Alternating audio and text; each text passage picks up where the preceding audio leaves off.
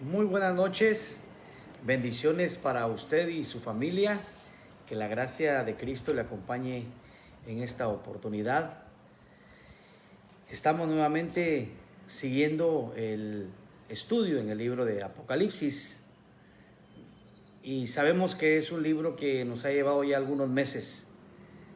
Tenemos que reconocer que ha sido un estudio bastante somero, no superficial, no puedo decir que es superficial, pero sí no nos detuvimos en algunas situaciones a las que seguramente se le podría haber dedicado más tiempo, pero queríamos solamente que pudiésemos entender el sentido de este libro y asimismo que en su mensaje pudiéramos los creyentes llevar alabanzas de gratitud al Señor, y aquellos que nos estén viendo, que nos han visto y que todavía no han depositado su fe en Cristo, que les llame a una reflexión sincera, honesta dentro de sí y poder venir a los pies del Señor en arrepentimiento, pidiendo perdón por sus pecados y clamando a Dios por sus vidas, pidiéndole el perdón y recibiendo la salvación que Cristo en la cruz logró para todos aquellos que en Él confiamos.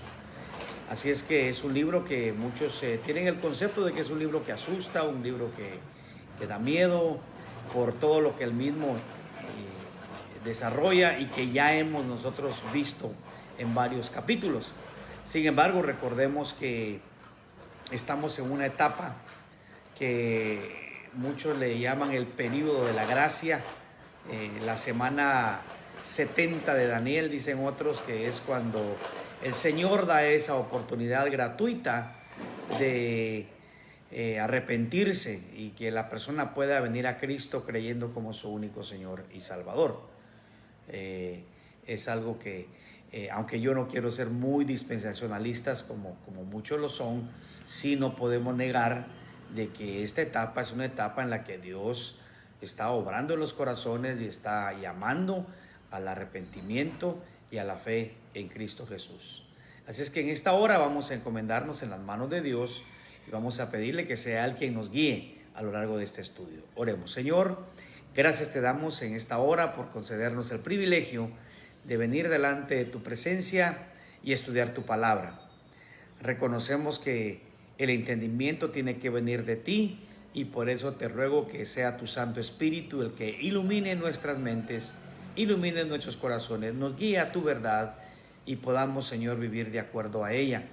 Y en la medida que estudiamos, Señor, estos pasajes del libro de Apocalipsis, que nuestro corazón se llene de fe, se llene de esperanza, de confianza y de gratitud hacia ti, que nos has concedido sin que nosotros lo merezcamos, en la salvación a través del sacrificio de Cristo en la cruz. Gracias por la fe que nos concediste tener para ser salvos y pedimos que nos mantengamos siempre fieles a ti. Oramos dándote muchas gracias en el nombre bendito de Cristo Jesús. Amén. Muy bien, mis hermanos. Capítulo 19 del libro de Apocalipsis. Apocalipsis capítulo 19. Este capítulo nos narra tres eventos. Número 1, las alabanzas en el cielo ante la derrota, la destrucción de la gran Babilonia que venía engañando al mundo entero.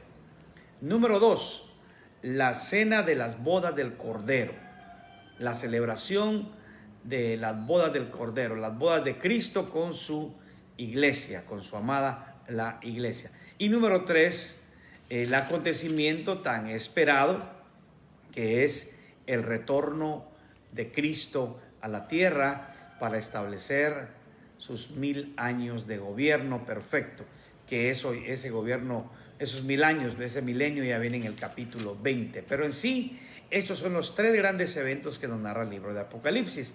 En esta oportunidad vamos a ver 2 de ellos, que son muy, pero muy importantes. Y veamos lo que dice el versículo 1 del capítulo 19. Después de esto oí una gran voz de gran multitud en el cielo que decía: ¡Aleluya! Salvación y honra y gloria y poder son del Señor Dios nuestro, porque sus juicios son verdaderos y justos, pues ha juzgado a la gran ramera que ha corrompido a la tierra con su fornicación y ha vengado la sangre de sus siervos de la mano de ella. Muy bien. En este pasaje del capítulo 19 hay 4 aleluyas.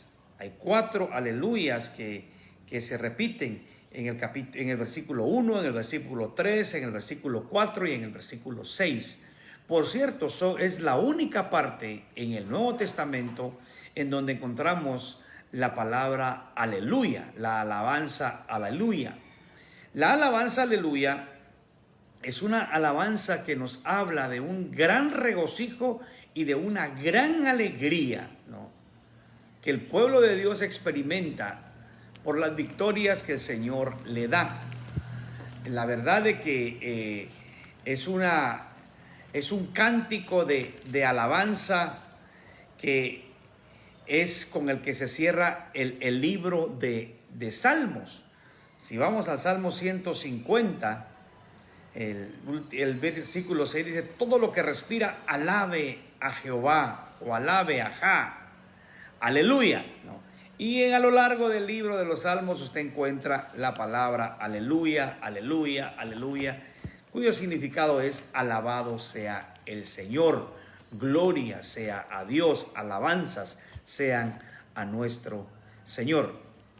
Y quiero ver acá algo de lo que ya hemos mencionado en capítulos anteriores y que nos parece a nosotros un poco extraño por el mal concepto que se maneja acerca de quién es Dios. Y es que lo que acaba de pasar en el capítulo 18 es la destrucción de Babilonia. Es aquella ciudad o aquel sistema que había corrompido al mundo y que aquí lo está diciendo. Y a nosotros nos parece que como se promueve tanto el Dios de amor, uno diga: ¿cómo es posible que un Dios de amor traiga tantas cosas a los ojos de los hombres crueles, a los ojos de Dios y de quienes creemos en Él justas? ¿Cómo es posible? Y más aún, cuando vemos en el verso 19, no solamente Dios lo hace, Dios se alegra en hacerlo.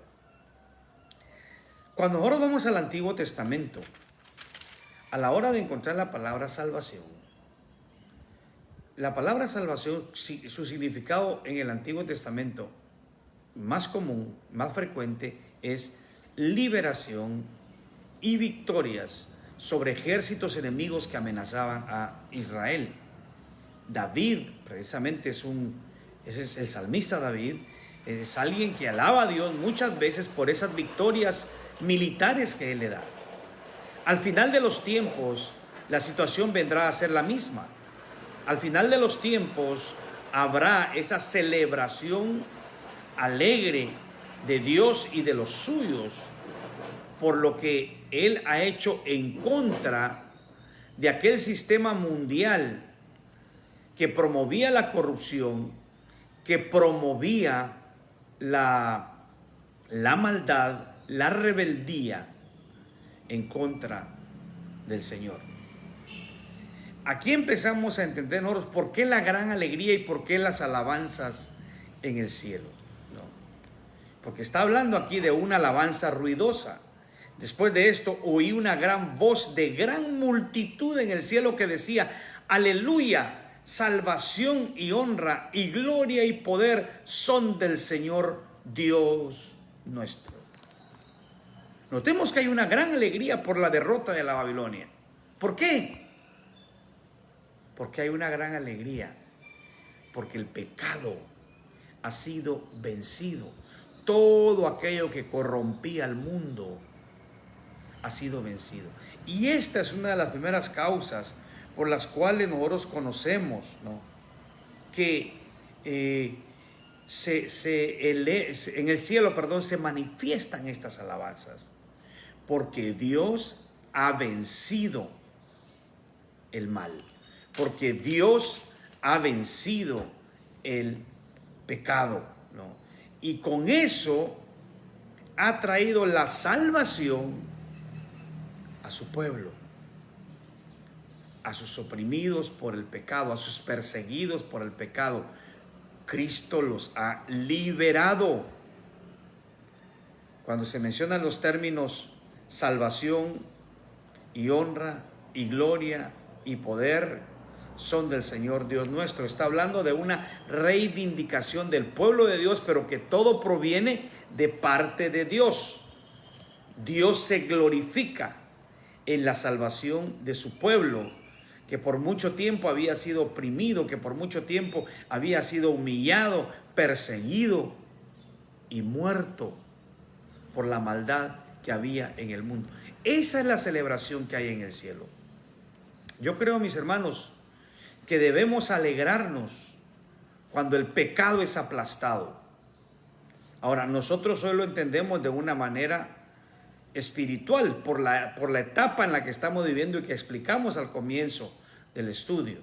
Una etapa de gracia. No estamos incitando ahora a una violencia, pero vendrá el tiempo en que, como dice la palabra de Dios, la venganza del Señor será decretada, será ejecutada sobre ese sistema corrupto, maligno, que ha cegado al mundo y que ha perseguido a la iglesia del Señor durante muchos años en esos tiempos. Ahora, verso 2 dice: porque sus juicios son verdaderos y justos, pues ha juzgado a la gran ramera que ha corrompido a la tierra con su fornicación y ha vengado la sangre de su siervo de la mano de ella. Miren lo segundo que se menciona aquí, qué interesante.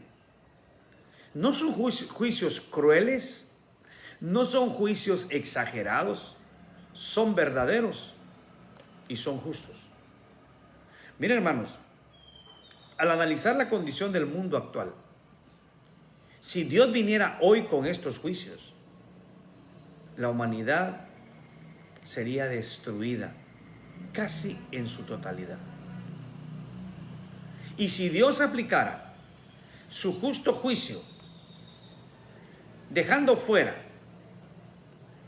lo que Cristo hizo en la cruz, suponiendo que eso no existe, esa oportunidad no existe, todo el mundo completo sería destruido.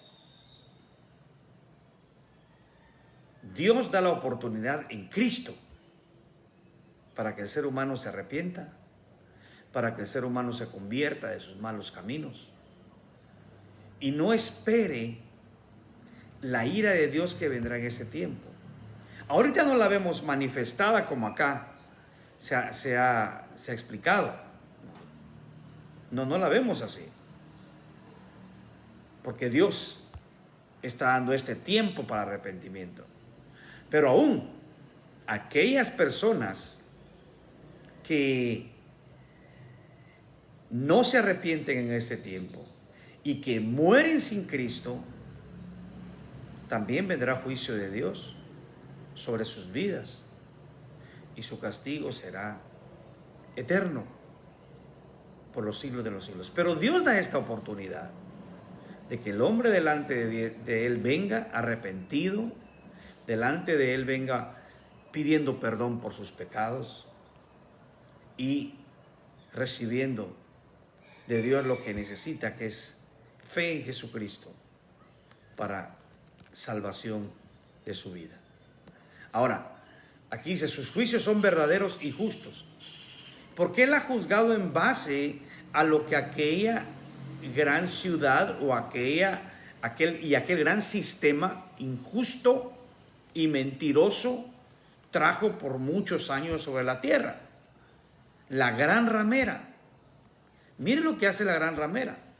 Ha corrompido la tierra con su fornicación. Ahí se refiere, ha promovido la adoración a otros dioses que no son Dios, pero que los inventaron como dioses.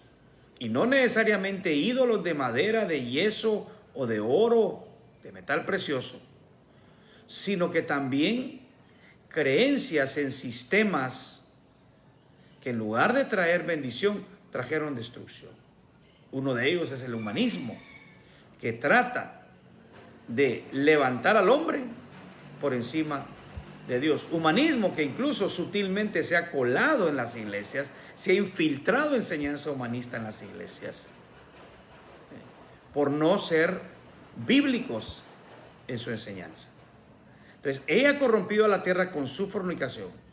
Entonces, Dios ha juzgado por dos razones acá. La primera es por lo malo que la gran ramera ha hecho a todos los habitantes del mundo. Los ha corrompido con su fornicación. Y lo número dos, y ha vengado la sangre de sus siervos de la mano de ella.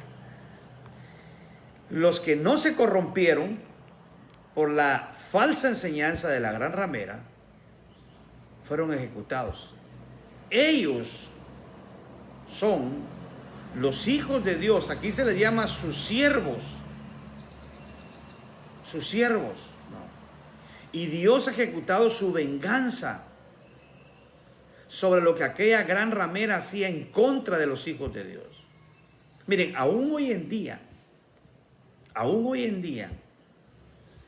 hay creyentes en algunas partes del mundo que son perseguidos, que son ejecutados, y ellos pacientemente sufren el martirio, sufren el sacrificio. Pero esto no se quedará sin ser juzgado. Dios juzgará a las naciones y a las personas que han infringido este grave daño a sus siervos. Ese es el otro motivo por el cual la aleluya en el cielo es un festejo grande, porque no se quedó impune el pecado de aquellos hombres, de aquellas naciones que con crueldad, ellos sí con crueldad e injustamente perseguían y asesinaban a los hijos de Dios. Desde los tiempos de la iglesia primitiva esto ha sucedido y sigue sucediendo aún el día de hoy.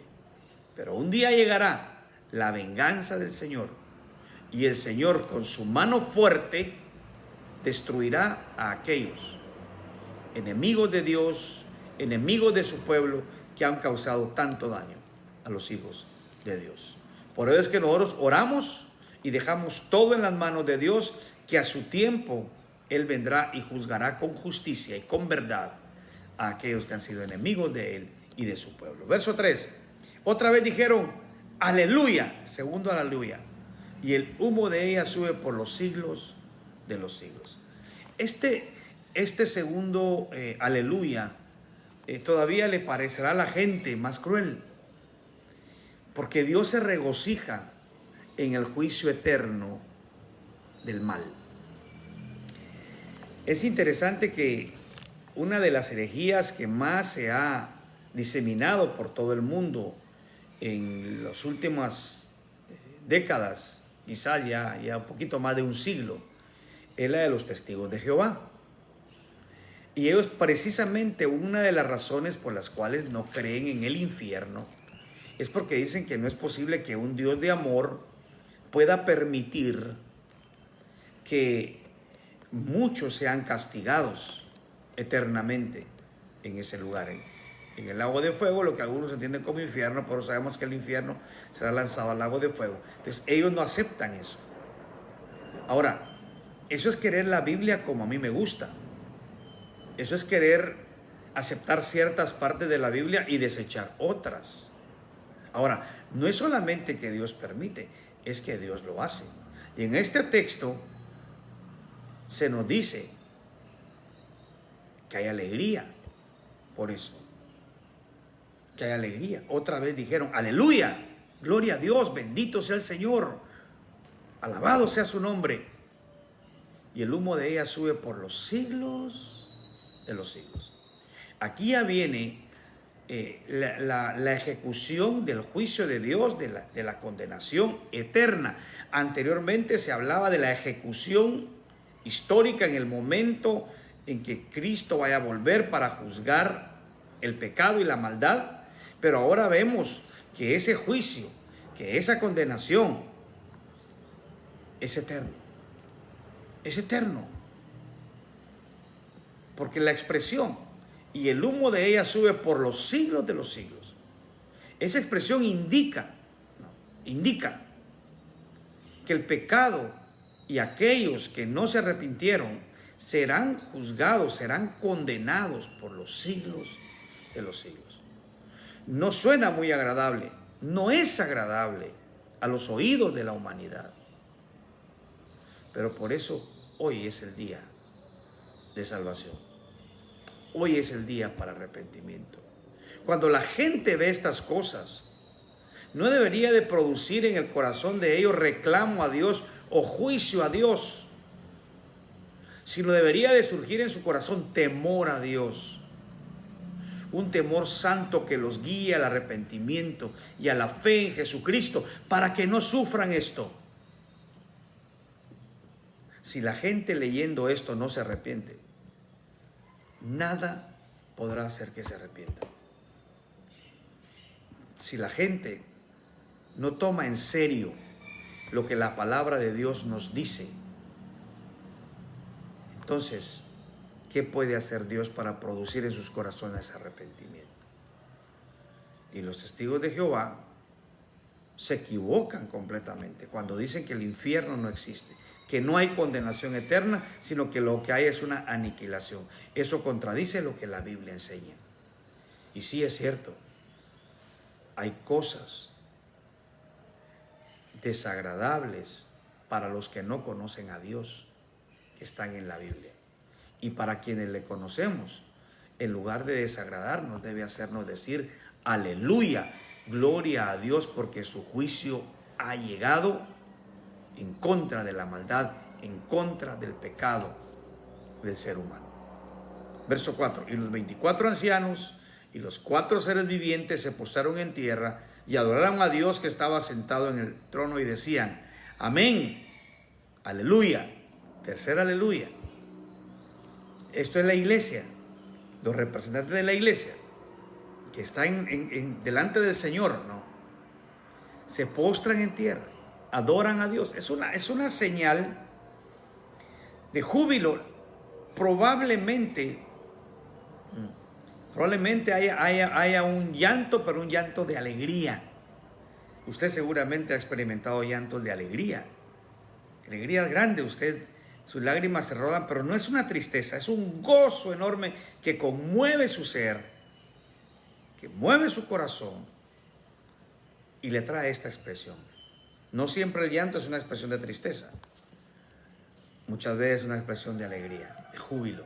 Y aquí están con un júbilo enorme delante del Señor, delante de Dios, postrados sobre sus rostros, amén, confirmando los 2 aleluyas anteriores, el tercero con la palabra amén. Así es, Dios lo ha hecho, ha librado a sus fieles, ha juzgado a la gran ramera, bendito sea el nombre del Señor. El pecado está llegando a su fin.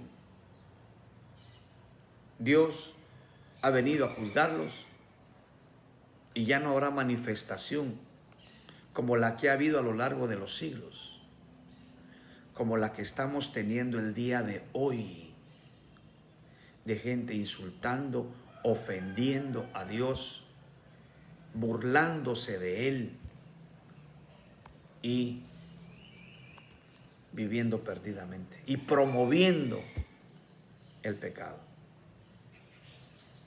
Llegará el tiempo del juicio. Llegará el tiempo en que Dios vendrá con poder y gloria a juzgar. Esa segunda venida de Cristo, se ha dicho siempre, no será como la primera. No vendrá a nacer humildemente en un pesebre. No crecerá en una humilde y recóndita aldea de Nazaret. No vendrá proclamando el año agradable de salvación por la gracia de Dios. No se dejará ser tomado, vituperado, maltratado, golpeado y clavado en una cruz, siendo objeto de burla de muchos. No vendrá así.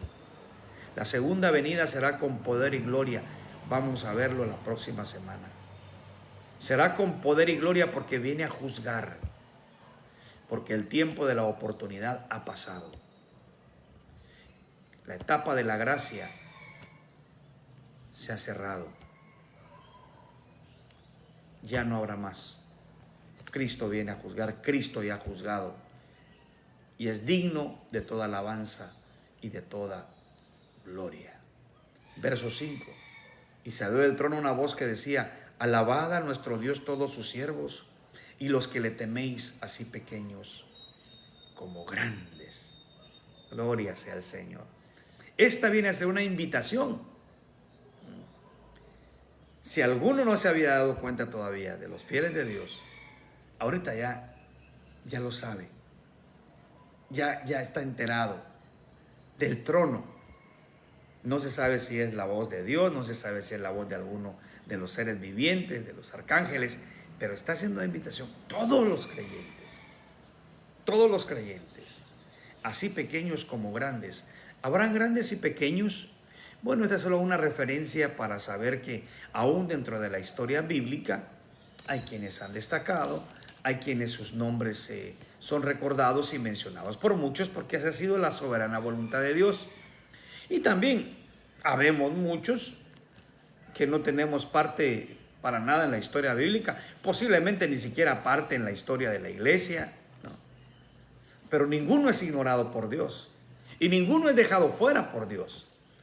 Porque en resumidas cuentas, aunque a los ojos de los hombres podamos clasificarlos como grandes y pequeños, delante de Dios todos somos iguales y todos estamos invitados a participar de este regocijo al ver que Cristo está viniendo para juzgar y establecer su reinado y reivindicar, vengar la sangre de aquellos que han sido asesinados por la gran ramera, por aquel sistema mundial que había corrompido por completo a la creación. Verso 6. Y oí como la voz de una gran multitud, como el estruendo de muchas aguas, y como la voz de grandes truenos que decía: aleluya, porque el Señor nuestro Dios Todopoderoso reina. Este es el clímax de la alabanza de las huestes celestiales, de los siervos de Dios. Es una respuesta a la invitación del verso 5. El verso 5 dice: alabad a nuestro Dios todos sus siervos y los que teméis, así pequeños como grandes. Y luego la voz de una gran multitud, el estruendo de muchas aguas, la voz de grandes truenos que decía: aleluya, porque el Señor nuestro Dios Todopoderoso reina. Hermanos, quiero detenerme un poquito acá y hablar de la alabanza. Pero de la alabanza genuina que sale de un corazón que puede ver la grandeza y el poder de Dios. Y que puede prorrumpir en cánticos, en oraciones que nadie puede detener. Mire, cuando estamos en la iglesia, en ese tiempo precioso en el que Dios nos permite adorarle, abra su corazón a Dios. Que de su corazón salga esa alabanza. Que no sean cánticos mecánicos, que porque ya lo sabemos de memoria y estamos haciendo una repetición de los mismos. Que lo que usted le diga a Dios en ese tiempo sea solamente el reflejo de un corazón que está agradecido con Dios, que puede contemplar la grandeza, el poder, la misericordia, la bondad y todo lo que Dios es. Que de lo más profundo de su alma usted pronuncie esas palabras: Señor Dios Todopoderoso, tú reinas, tú eres el rey de mi vida y a ti dedico mi adoración. Imagínense aquella alabanza que estamos leyendo en el verso 6. Viene de corazones que están sumamente agradecidos con el Señor. Corazones que saben que Dios reina. Que a pesar de lo que esté pasando, que a pesar de lo que se esté viviendo, Dios reina. Es el Rey soberano. Y es el digno de toda alabanza y de toda oración. Por eso, hermano, yo le animo Yo le animo que usted alabe a Dios. Cuando nos reunimos como iglesia, que esa alabanza al Señor refleje el gozo, la alegría, la gratitud que hay en su vida por quién es Dios y por todo lo que Él ha hecho.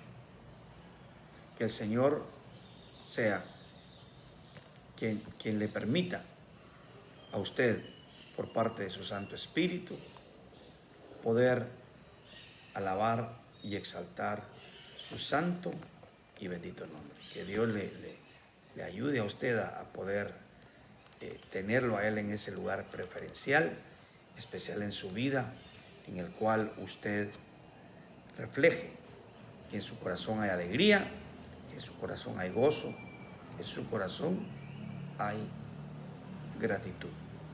Siempre alabe al Señor con gozo. Siempre alabe a Dios de todo su corazón. En el verso 7 ya empieza la sección siguiente que habíamos mencionado, que son las bodas del Cordero. Ese acontecimiento tan especial en la vida de la iglesia del Señor. Hemos visto ya los 4 aleluyas que manifiestan el regocijo por el juicio de Dios y la victoria de Cristo, el regreso del Señor. El verso 7 dice: gocémonos y alegrémonos y démosle gloria, porque han llegado las bodas del Cordero y su esposa se ha preparado. Y a ella se le ha concedido que se vista de lino fino, limpio y resplandeciente, porque el lino fino es las acciones justas de los santos.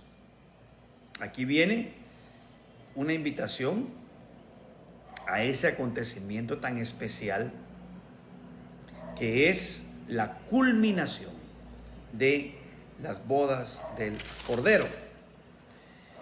Las bodas en el hebreas consistían en 3 fases, se dividían en 3 etapas. La primera era el desposorio, ¿no?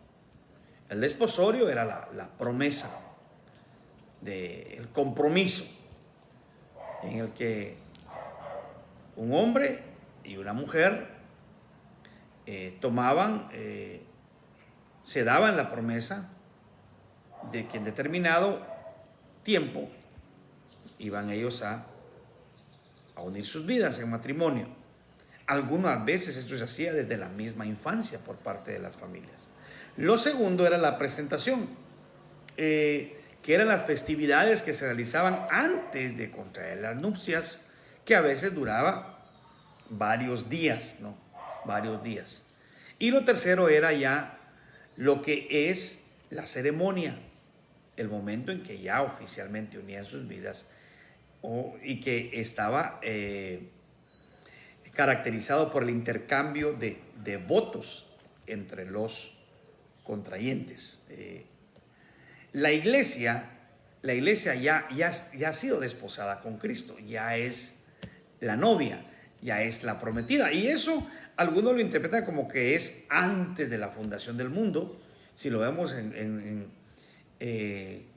un aspecto de que Dios ya determinó de antemano todo lo que ha de suceder, tenemos que tomarlo de esa forma. Algunos lo ven en el sentido histórico, ¿no? Desde que Cristo vino a la iglesia y prometió que la habría de fundar y las puertas del Hades no prevalecerían contra ella. Sea como sea, en sí es algo que ya fue hecho en el pasado, ¿no? La iglesia luego le será presentada a Cristo, dada a Cristo en el arrebatamiento, que ya vimos cómo esto va a suceder en el futuro.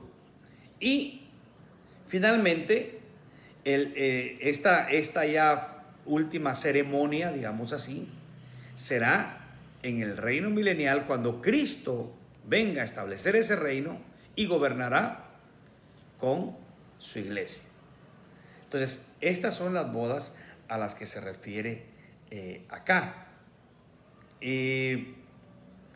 Sabemos de que la iglesia es la novia y será la esposa del Cordero. Significado de una relación estrecha con el Señor y que nosotros estaremos para siempre con Él, ¿no? En el verso 8 se habla que se le ha concedido que se vista de lino fino, limpio, resplandeciente, porque el lino fino es las acciones justas de los santos. Y algunos dicen, bueno, también la gran ramera habla que se vistió de lino fino, sí, pero primero se vistió ella misma, porque se consideraba a sí misma la mejor. A la iglesia no se viste a sí misma, se le concede. Porque además de ser un lino fino, es limpio y resplandeciente, algo que solamente puede venir de parte de Dios. Dios se lo concede a la iglesia, un lino fino y limpio y resplandeciente. También reconocemos que la diferencia es de que este lino fino representa las acciones justas de los santos, en cuanto que la gran ramera nunca hizo acciones justas, solo fornicación, corrupción, mentira, engaño. La iglesia es diferente. Y miren, mis hermanos, esto es posible también porque es Cristo quien nos ha limpiado delante de Dios. Esto nos va a sonar un poco, tal vez, difícil de comprender. Mire, cuando uno pone su fe en Jesucristo, viene arrepentido a Él pidiendo perdón de sus pecados, y Dios determina perdonar. ¿Sabe qué sucede ahí? Hay un intercambio. Y el intercambio solamente se ve muchas veces como que, sí, Dios puso mis pecados sobre Cristo para poder perdonarme. Y como Él pagó por mis pecados, entonces yo soy justificado delante de Dios y soy libre de condenación. Esto es cierto, pero hay algo más. Cuando Dios lo perdona de sus pecados, cuando usted se arrepiente de ellos y clama perdón y confía en Cristo como su único y suficiente Salvador, Dios ve a Cristo como que si fuera el gran pecador que es usted, y lo ve a usted como que si fuera el gran justo que fue Jesucristo. Porque el sacrificio de Cristo fue aceptable en la cruz por la vida perfecta que Él vivió en la tierra. Y esa vida perfecta usted no la puede vivir, pero Dios se la concede. Hay una palabra que es imputar, que es poner en o poner sobre. Dios imputó sobre Cristo nuestros pecados e imputó sobre nosotros su santidad y su perfección. No se confunda, usted no es el perfecto, pero Dios lo ve como que si fuera, por la confianza que usted ha depositado en Cristo como su Señor y Salvador. Y por eso es que se nos concede ese lino fino, limpio y resplandeciente. Pero recuerde también que cuando habla de las acciones justas de los santos, está hablando de la fe inquebrantable que produce acciones que glorifican a Dios. Y es ahí, hermanos, la responsabilidad que como creyentes tenemos, que si bien Dios nos ha concedido a nosotros vernos como a Cristo, ahora nosotros somos responsables también de andar como Cristo anduvo. Acciones justas es el resultado normal de una vida que sigue a Cristo, que confía en Él y que le sigue cada día de su vida. ¿Por qué? Porque esa debe ser la dignidad de la esposa del Cordero. Verso 9. Y el ángel me dijo: escribe, bienaventurados los que son llamados a la cena de las bodas del Cordero. Y me dijo: estas son palabras verdaderas de Dios. Viendo esto de bienaventurados, gozosos, dichosos, los convidados. Pues recordemos que los convidados son diferentes a la esposa. Me parece interesante. Los convidados no es la esposa, son los invitados. Muy bien. Y aquí esta explicación que voy a dar va a parecer un tanto novedosa. Para mí lo fue, pero es aceptable creerlo. Porque esos convidados también son invitados para que se regocijen. Y no pueden ser la iglesia porque la novia no es convidada. La novia es la que invita y es parte de la celebración. Los convidados son los invitados. La mayor parte de teólogos coincide en que son los creyentes antes de establecerse la iglesia, antes de que Cristo llegue a la cruz. Si bien es cierto que Dios ya había desposado antes de la fundación del mundo a la iglesia con Cristo, conforme a sus planes perfectos que de antemano Él conoce, también es cierto que la iglesia tiene un principio histórico en la tierra, Pentecostés. Y todos aquellos que antes de Pentecostés creyeron, confiaron conforme a la revelación que Dios les había dado. Estamos hablando de Abraham, de Isaac, de Josué, de Moisés, de David, todos aquellos del Antiguo Testamento y otros más que sus nombres probablemente ni aparecen en la Biblia, pero que confiaron en las promesas de Dios. Ellos son esos convidados. También se gozarán, también serán salvos, ¿no? También tendrán parte en el reino de Dios. Pero se refiere a esos creyentes antes del establecimiento histórico de la iglesia en la tierra. Bueno, y dice finalmente Juan, y me dijo, estas son palabras verdaderas de Dios. Bueno, cuando Juan escucha esto, vea su reacción en el verso 10, está asegurando, esto es de Dios. Yo me postré a sus pies para adorarle, y él me dijo, mira, no lo hagas. Yo soy consiervo tuyo y de tus hermanos que retienen el testimonio de Jesús.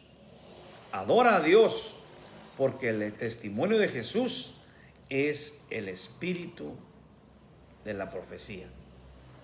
Juan reacciona aquí de una manera que va a repetir en el capítulo 22, 8 y 9.